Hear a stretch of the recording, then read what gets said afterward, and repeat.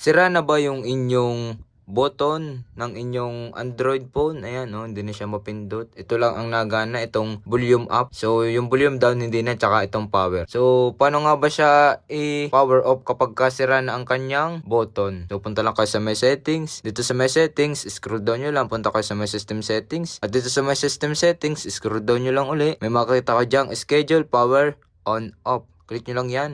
Then, ayan o, nakaset yung atin is 5 AM ng umaga.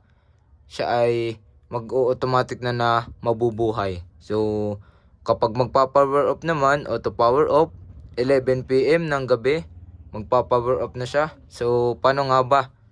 Tuturo ko sa inyo. So, yan na nakaset na dyan. So, press nyo lang ito. Then, ayan o, mamimili ka dyan. Itong akin nakaset ng repeat. Kayo nang bahala kung anong gusto nyo. Kung every Wednesday ba o ano. So, yung atin is everyday. Ayan o.